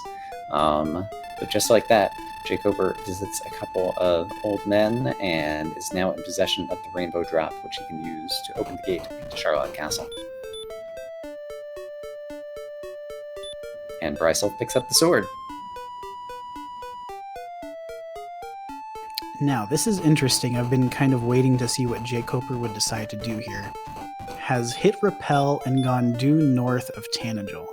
So maybe he's got something picked out in terms of a grind zone in this neighborhood near Remulder. I could imagine all of Charlock. Like, he could get the entire level. If he fights everything in Charlock with all the defense that he has, Yeah. he could just fight it the entire way down. Like, he's got a good bit of magic. What are the odds that 16 is going to be good enough? Like, do you fight your way down and spend magic to get 16 and pick up the armor and do a second dive? I feel like right now that's a little bit more good, but if you want to, race, maybe you would think about trying to do it all in one dive right now. It's risky. Yeah, it maybe depends on how he feels about where he is in terms of the race. Does he feel things have gone well for him and not as well? Could he be behind or ahead? I will say this. Dragon 2, go ahead. Oh no, go ahead. I was just going to say, having not seen those enemies, like, if he knew that about a few more of the Charlock enemies in terms of their capabilities, he's in a position where, like, he could grind the spike tile potentially for, like, an infinite amount of time once he picks up Erdrick's armor, if it's a very kind spike. But we don't know if blue dragons have stop spell. It might be one of the candidates for being on the spike there. So that's what I was thinking. But what were you going to say? Yeah, that was exactly what I was going to say, just with the added caveat that when he picks up the armor, he's going to have 97 defense. That means he's breaking Axe Knights too. So if there's an Axe Knight boss tile, he can sit that for basically as long as he wants and just pick up experience, probably more quickly than he's going to by any other means. So doing the armor dive now, I think, makes a certain amount of sense. And if he just fights his way down because there's a bunch of easy monsters, then he can pick up plenty of experience on the way too. And so I would not have guessed this at the start, but I feel like jkoper, having discovered that Cantland exists early in the game, and as a result doing the full gold grind and getting the silver shield and a flame sword early in the game, was almost kind of the story of this match, because that's been the real differentiator in terms of how things have progressed. I guess you could throw in a couple of the early metal slimes perhaps as well, but they came late enough that it wasn't a huge game changer. Yeah, I completely agree with that assessment. Just because, especially the way the seed unfolded and with that big agility, jkoper was just in a position to fight so much more higher value stuff than brisulph was, despite the levels not being that far apart. I mean, for the early game, it wasn't as though, even like you said with those metal slimes, it wasn't like the experience gap was, it was negligible essentially, especially once Hurtmore showed up. So yeah, I think that was a huge deal, and I think the fact that jkoper's got this silver shield now is enabling this dive to happen, because he can go in here, do his scouting, see if he can get the armor, and probably fight a lot of stuff as long as his zones are favorable. He did choose to spend magic on the heal mores on the tile rather than burning through all the herbs. It's still possible if level 16 comes up bananas good, that he could still complete this in one dive, but right now I think it looks like he's intending to do 2 dives. That'll be something that we'll be able to ask him about in the post-game interview, perhaps. Yeah. Trying to go for the sleep there on the Stone Man and misses it. So he's trying to conserve some resources at least, but he's going to go for the heal more here. I do want to point out too, that you see the Fighter's Ring is grayed out on your tracker there. That means that the ring is down here in Charlock too, and if the attack power stays low but they pick up some more magic points, then that +2 attack power is a pretty big deal if it's sitting in the treasury. And for those who've been keeping very careful track at home, in addition to the armor and the ring being in the treasury, there's also a cursed belt, 2 torches, an herb, and some gold. That's phenomenal. Like, I would not have been able to logic that out. I have everything written down here on the paper. I've written a tool. Oh, you've got a tool. I see. It's the thing I do. It is a thing you do. That's why they pay me the big bucks. That's why they pay you. That is why they pay you the big bucks. And I'm sitting here not knowing what's going on. The treasury herb is kind of underrated. Sometimes if you're going for the armor or the sword or something, if you're not sure how many herbs are there, sometimes people don't clear those chests, and I just think, man, if you grab a couple more herbs there, that actually drastically increases your chances of getting through this dive if it's thin. So I think having an herb in that chest and knowing that it's there, if you can keep track of that, is actually really useful. Indeed. Yeah, obviously the judges table makes it, possible that one of the things is going to be over there and you get unlucky. But I guess you'd rather have the herb be on there rather than Erdrick's armor. So Yes. yeah, we'll see. So in any case, yeah, we said it earlier. If you haven't had your guesses already in the chat for which chest is going to contain the armor, and yeah, who knows? If you want to go for the trifecta, you could guess the armor, the ring, and the herb.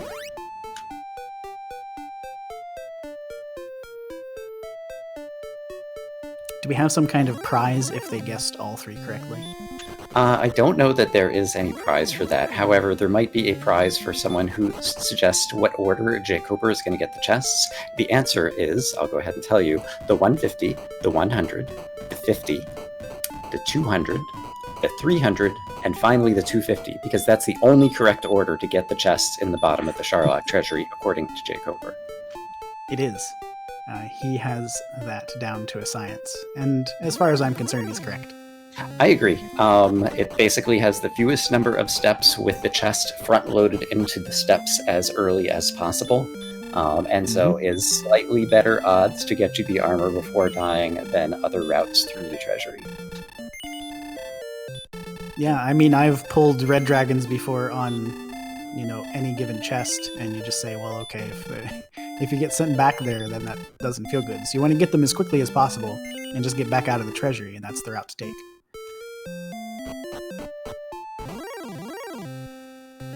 The 150 chest contains the herb, I suppose, or a key. No, it couldn't have been the key. There's the torch. There's the cursed belt. There's the gold. Uh-oh. Uh-oh. There's the torch. One of the two. Is it the ring or is it the armor? Hold on to your hats. If this is the armor, do you go for the ring since you're in here anyway and you're not going to win this dive? That's a good question. I think I prefer to see the spike tile because he might be able to grind. But it's the fighter's ring, which means the fighter's ring. Armor's on the judge's table again. Again. Oh, again. I think I've seen that 3 times in the past week and a half. Meanwhile, brisulph is walking over to open the gate to Sharlock. Yeah, so he's got all the same information jkoper does and has decided that now is the time for his armored dive. We'll see if this goes as well for him as it has for jkoper. jkoper's been able to pick up about 1,200 experience. On his dive, brisulph unlikely to be able to get as much, but... brisulph still does not have heal more, and so he could easily die. Very, very easily. It doesn't have any healing beyond the herbs, so just getting across the barrier tiles is going to burn most of those, and this first Armored Knight has done some damage too, so... Yeah, I think actually, he's basically sunk unless he can kill enough enemies without spending more to get to level 14, which won't actually help him because it doesn't have heal more, so yeah, his dive is dead, basically. Yeah. Oh, it got exactoed again. That was a 27 swing. I think max there on 81 is 29. So that was a little unfortunate too, that he just didn't get the kill there on the blue dragon. It wouldn't have saved the dive, of course, but it would have been 180 experience. Yeah. Yep, a couple of unlucky things that have been kind of like 1 in 5 or less in terms of the early werewolf, and now the late blue dragon just managing to get the exacto that's just costing him extra time in terms of having to make different choices. Looks like he might be... I guess we'll see what he's going to choose to do here. Radiant, so this looks like a spike play. Indeed, so he's going to go grind on the golem a little bit more. Meanwhile, jkoper has made it all the way down to just being a few steps away now from picking up where we all know that Erdrick's armor must be hiding. I'm surprised he used an herb there. I would like to hold on to my 6 herbs and not have to do any shopping again, and he's gotten so close, but it's probably good to just make absolutely sure you're not going to die, and it's a little bit farther of a walk than I thought. I think so too, and frankly, the odds that once he gets the armor, the odds that he has to burn any resources on his next dive seems negligible, because we saw, I mean, there's armored knights, but 94 agility, you would have to think. I don't know, I shouldn't say anything, because he's fighting one right now. Oh my gosh, this could be Ah, the end that brisulph needs. Oh, gets away just at the end. Now, after thinking now. carefully, I would choose to spend the herbs. It's a careful Absolutely. trade-off, but I'm going to go with You're, what jkoper did here. yeah, you're so close. Hey, look, it's the armor at the judges' table. The chat goes wild.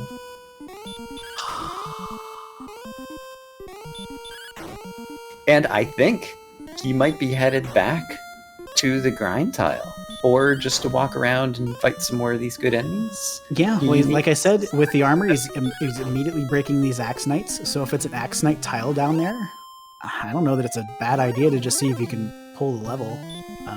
And yeah, given that the HP is low, the attack power and strength are still a little bit low, like there's even the possibility that 16 would not be enough.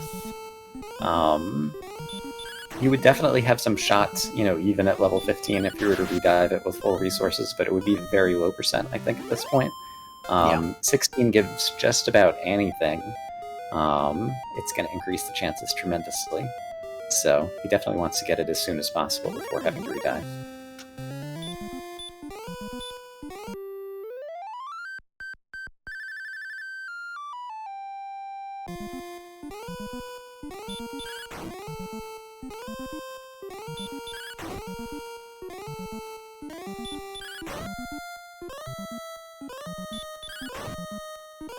And brisulph has got to be frustrated that he got his level 14, still did not have a healing spell, and so still has to plow through a bunch more golems in order to finally get up to level 15, which is where we know when the healing spells show up.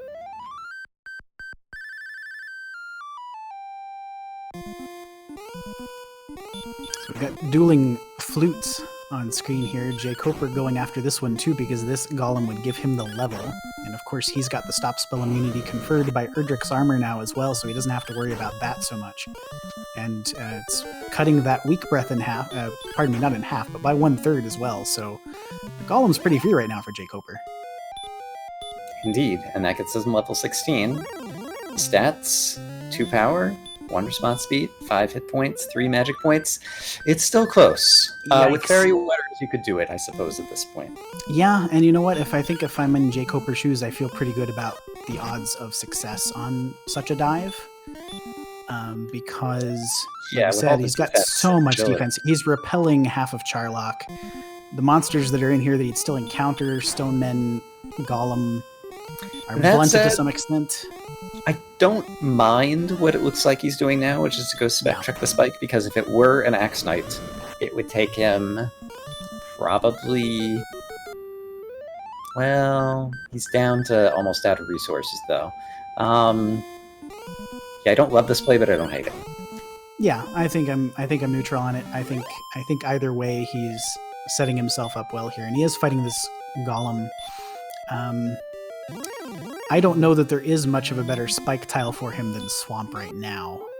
If he finds an Axe Knight, he can stay and grind it, of course, but the golem looks really good with the armor. But yeah, I think, given the way the stats look right now, yeah, I haven't even tried to do the math, but at this point I feel like I have a good intuition, and I feel like with even just like 5 or 6 fairy waters, you would be a favorite to win. I think he has pretty much nothing to worry about during the dive down, and so it would just be about the Dragon Lord. Yeah, I guess he has 13 heal mores. Yeah, I'd feel totally comfortable in jkoper's shoes here, just selling the Death Necklace and anything else that isn't bolted down. You have to keep the drop, the flute, and the GPS, but that'll give you 5 fairy water, and I think that's definitely going to make it up on 126, as long as he doesn't have to burn any resources on the way down. And we haven't really seen anything that would indicate that he would expect to burn resources on the way down. That said, even if the next level comes up with like 2000, that would also make me feel a whole lot better about winning on level 17. And it's probably going to come in with more than that.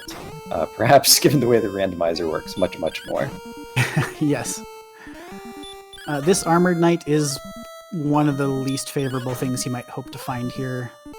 On the actual dive to win, that does mean he's going to need to use some resources, whether that's herbs or other in all likelihood after the fight, because the armor knights appear to just swing all the time. So Yeah, it's good information. And Yeah. at this point, with just like 1500 experience to the next level, given that he's pretty much going to be invincible through most of Sharlock, he can probably just choose to fight his way down, pick up level 16 along the way. He might, it doesn't look like he was going to get Fairy Water, so yeah, maybe he is just going to grind out the entire level on the golem here. Yeah, all right. Yeah, and this is a very low resource grind right now because he's got the armor. brisulph picking up level 15 right now too has his healing spells, and so he's going to stay put here. Maybe he'll attempt to win and get the armor on the same dive. And yeah, it's interesting. If level 17 comes up good, like jkoper might not even need to shop for herbs at all. Like if the level is bad, I would definitely want the herbs and the fairy water. If the level is medium or to good, like you could probably live without doing all of that and still be a strong favorite. So we'll see what comes up. Shouldn't take him too many golems to get there. Meanwhile, brisulph got level 15, casts heal more, feels good about it, or at least better than he did moments ago. But it's back to the grind. Yeah, and for jkoper here, he doesn't need much to feel much better about this dive. You're talking, maybe even 8 hit points, or frankly 4 attack power, is a difference of about 2 heal mores at this point, really 3 on the outside. So if you get some HP, he doesn't need to see much on this level to just feel perfectly fine about it. And these golems are going to go pretty fast for him with that weak breath and stop spell eating up a lot of their turns. He's just going to be able to fight straight through without fairy flute and pick up this level pretty quickly.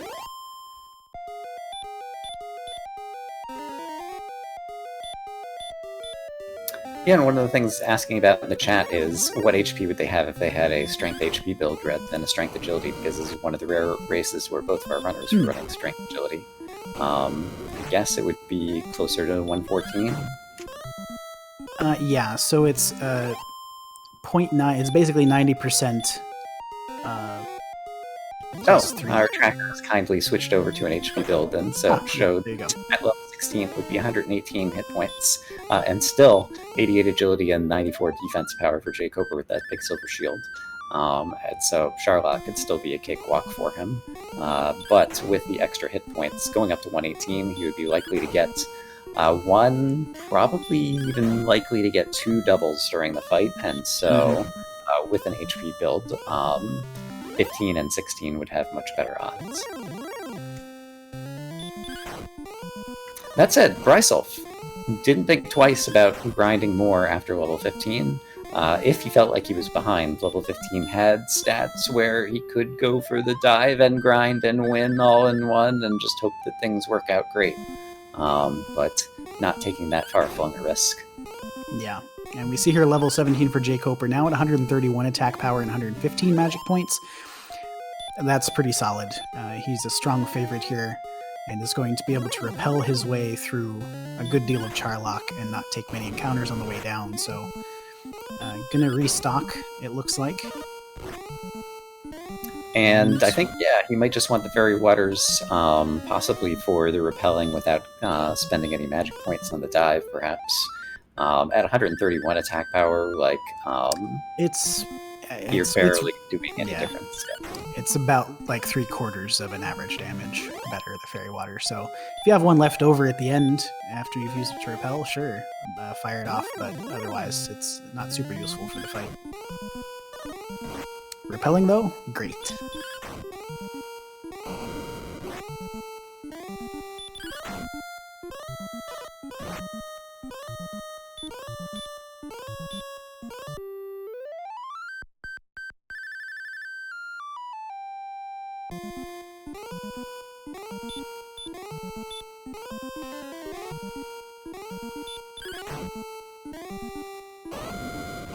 So yeah, it looks like he decided he didn't need the herbs, has the fairy water for the repel, which is going to save him the most time during the dive, and yeah, barring some kind of ridiculous disaster with the armored knight on the spike tile, seems like he's going to be in good shape. Yeah, you feel pretty good about it. Did this end up being a single continent? What? No. Okay, I just missed something somewhere along the way. Maybe. I'm not... Huh. Huh. That was more of a no of disbelief than a no of negative. I was just surprised the kind of angle that he was coming at the Sharlock. I guess he perhaps took the detour to go to Remolder because it was the nearest town, and it was the coming from Remolder part that surprised me rather than coming from the other direction. Yes, okay. That could be it.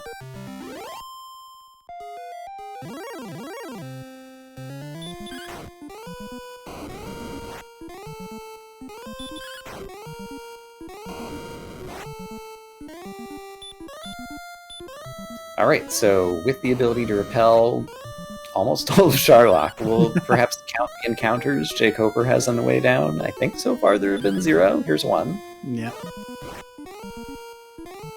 Yeah, only unbroken monsters are Stone Man, Armor Knight, Blue Dragon, Golem, and Red Dragon, and we didn't see some of those enemies on the first dive in the first place. The Red Dragons, at least, were absent first time through, and he spent considerable time in Sharlock, so one might hope that they are absent altogether.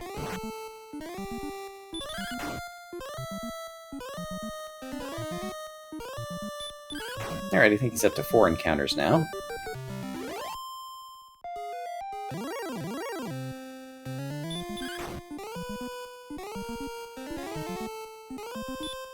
And kind of looking at resources here, I feel like he's probably got 3 heal mores to burn, had to spend 1 there against this Armored Knight. Don't like to do that on the early floors if you can help it, but I don't think Zone 2 or Zone 3 were particularly menacing. I think there might have been Armored Knights on this in this zone. Saw one on the way to the sword. Yeah, I would say definitely has 2 heal mores that he could spend on the way down, and probably 3. Yeah, maybe even 4 if he's lucky. With the 118 HP and the 97 defense power, if he gets a few bites from the Dragon Lord, he might get more doubles than you might expect.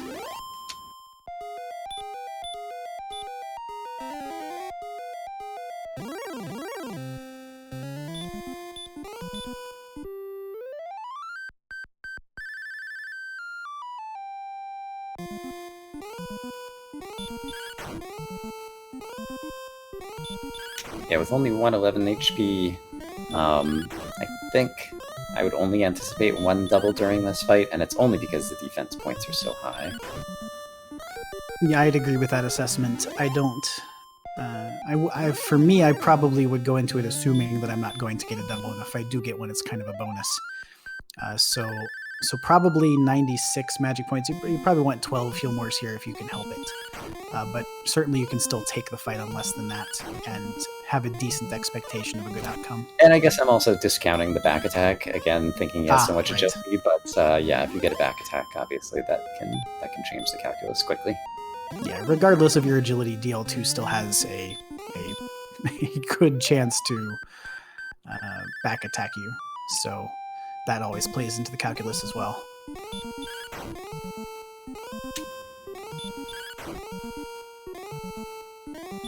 I feel like where they're sitting with the 111 and the 97 defense also just gives the bigger chance of kind of like the closing triple on the way out as a way to pick up an extra swing. Yes, as long as your last heal more is good, then you can probably get 3 shots in. As long as DL2 isn't breath happy. Alright, but we'll see if and how much trouble the Armored Knight gets him. They have a little bit of dodginess, so it's possible he would miss one of these swings. So far his rolls are pretty good. 1 more is likely to finish it off. Yep, that spike fight went about as well as you might expect. brisulph picking up level 17 simultaneously here and decides he wants some more. Or at least is going to death warp out of resources. Yeah, do the death warp at this point is the fastest way to get his resources back. But jkoper has been declared a fool by the Dragon Lord himself, the best dressed man in all the land. Let's see what Dragon Lord 1 has in store. A miss! No damage has been scored! And DL1 can't touch it. That's about as good of a DL1 as you could hope for. He spent his 1 herb and comes into the round with more than 100 hit points. He's guaranteed the opening double and doesn't get back attacked. Yeah, real good shape here.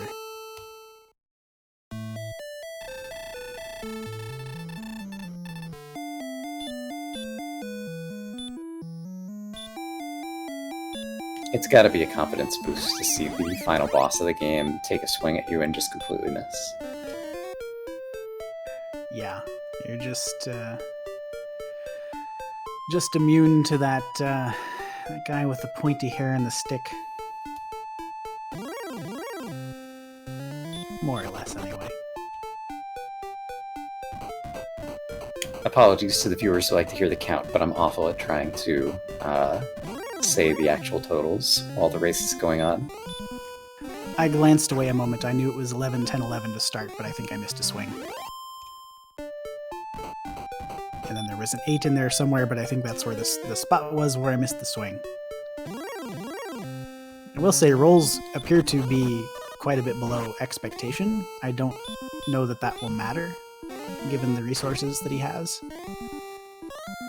He's got long enough that if they kind of flatten out to average in the latter half of the fight, he should be fine. If they continue to stay low, there's still ways that it could go. But yeah, he's gotten a couple of 12s here now, and so I think he's in good shape. Yeah.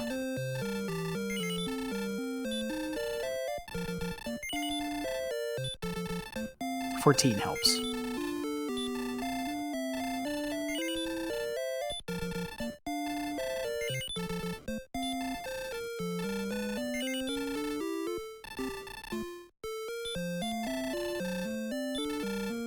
And did you just eke out a double there? I believe so, yes.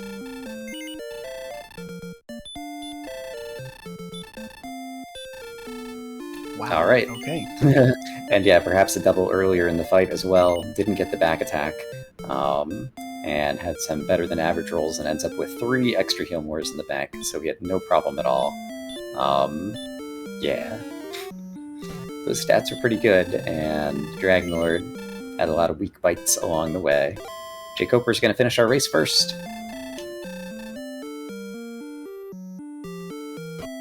Waylon says, but wait, there's more!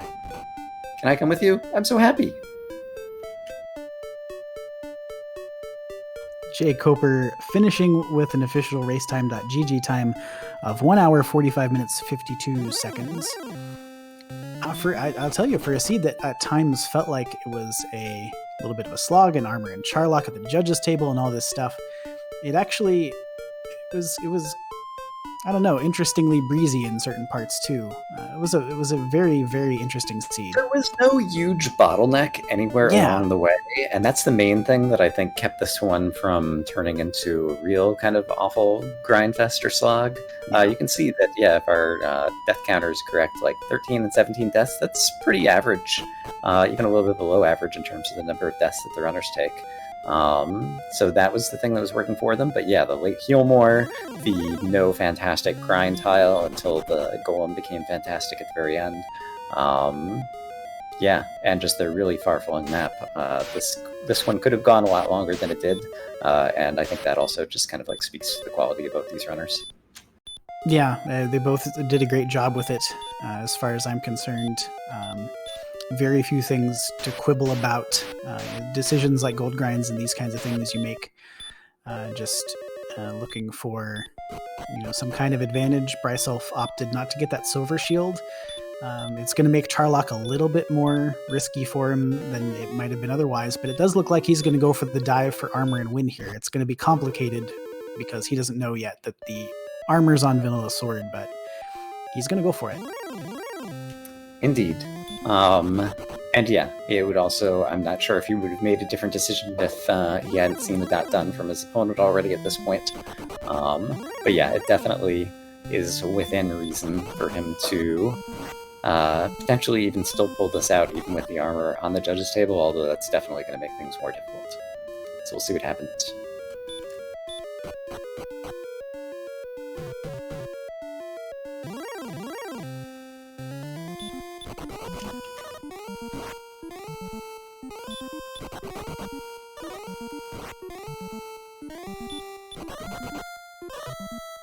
But yeah, with that win, jkoper will have a record of 2-3 after the 5 weeks of Swiss, which will give him entry into the play-in game. That'll allow him to advance to the brackets in the tournament. And I guess it depends on all the runners' records in terms of how many people will be racing in that game for the remaining slots. Yeah, that's where we are. A lot has to do with what happens at the top end of the table. If we have one 5-0 racer, anybody who's 5-0 will get a bye, and that will either open up or close out one of the spots from the play-in race. So there's a few spots up there, up for grabs there.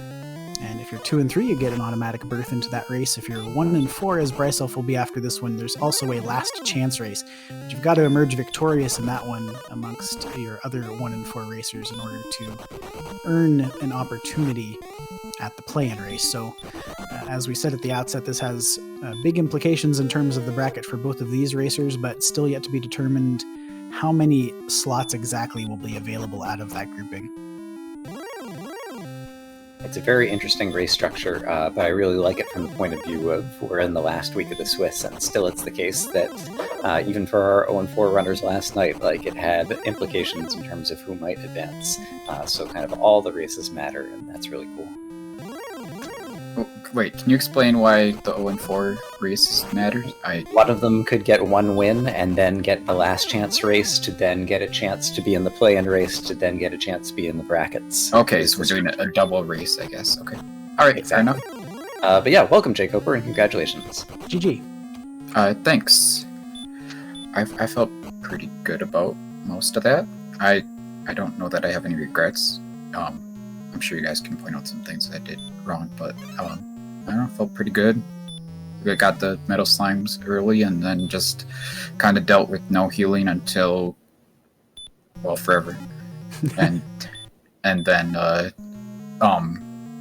just figured that the grinds weren't good enough to justify trying to do a single dive, so I said I'll just go into Sherlock, and I almost got really unlucky against that armored knight at the end, but thankfully I pulled out the armor, and yeah. I think it was possible to win at whatever the last level was before the final one. Yeah, you finished on 17, and yeah, we were talking about whether you thought about it on 15 or 16. Yeah, 15 I was kind of just evaluating the whole situation about, should I do a dive now and get the armor, what should I do? And 16, I think it was doable, probably because of the defense power. It seemed like a double was there was a decent chance, but I didn't see the need to be that aggressive. So just played it safe and got one more level, and yeah, that last level was more than enough, I guess. So yeah, I think to kind of answer your question more or less from the outset, I didn't really see anything. I felt pretty good about your run too. I let Lorgon speak for himself, but just seemed pretty clean overall. You made a lot of good decisions and kind of stopped at points looking for healing spells, and it seemed like all of your grind choices were good. So, but the early gold grind, I think, was a big deal. You hadn't seen any of the Cantlin shops yet, but you knew there was a good chance you'd find all of that premium equipment, and sure enough, you got basically what you went for, everything except for magic armor. But so how did that work out for you? Felt pretty good about that decision? Yeah, I'm always just gonna, if I've got 4 or 5 shops available, I'm just gonna go for it and assume it's there. It wastes a lot of time to go and check the shops and then come back later. So the odds are really in favor of getting stuff, and if it's not there, I'll just deal with it like last week against up 2NG, I guess. But yeah, I don't know, this was kind of a similar start in some ways to the play-in race for me a couple years ago or whenever, when I like at level 1 walked to the mountain cave, got a metal slime, and then got a key in the mountain cave, I think, and then immediately started a gold grind from there.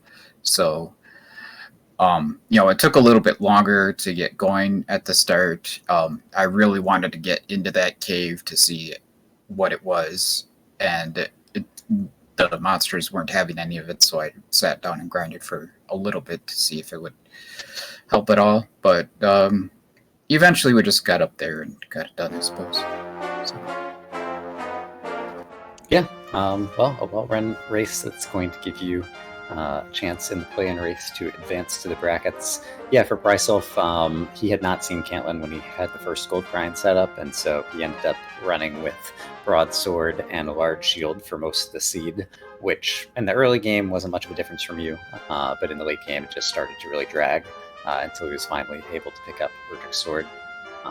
And so it was just kind of your lead kind of progressing throughout the match. And for those who were watching, brisulph gave the viewers some entertainment when the armor was not in the treasury. He decided to fight the Dragon Lord anyway, opened to hurt more, and ended up getting killed. But I always like it when players go for like the big, risky, exciting plays at the end. So I appreciate that. Oh, that's interesting. Well, I guess it sounds like it was kind of exciting at the end. I don't know what level he was when he was down there, but yeah, if he was throwing hurt mars on the Dragon Lord, then yeah, there's potentially a 1 in 16 chance of winning or something. So I don't know. Yeah, he went. He was behind in experience for most of the race, but while you were doing your armor dive, he decided to sit on the golem and basically hit his go level on 17, decided he was going to dive for the armor and try to win all in one dive. And you were fighting the Dragon Lord about that time, so it was about a Charlock dive's worth of distance between the two of you at the end there. But yeah, the armor not being in the expected location ended up, giving brisulph no chance. But yeah, it was a fun race to watch. That's good. I'm glad to hear it.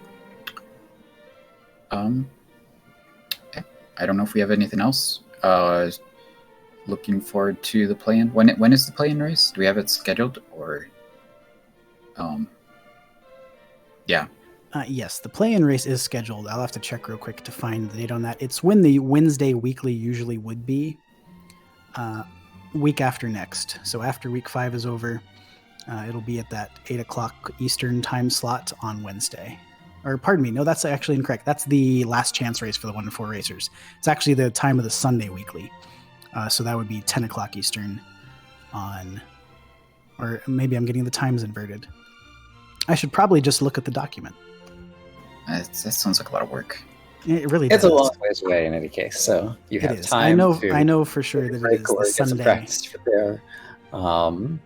Yeah, it's nice to have this stretch. Well, especially from I think restreamers and commentators' point of view, this stretch where week 5 takes a bit longer and the races are spread out, so we don't have a whole slew of them in one day.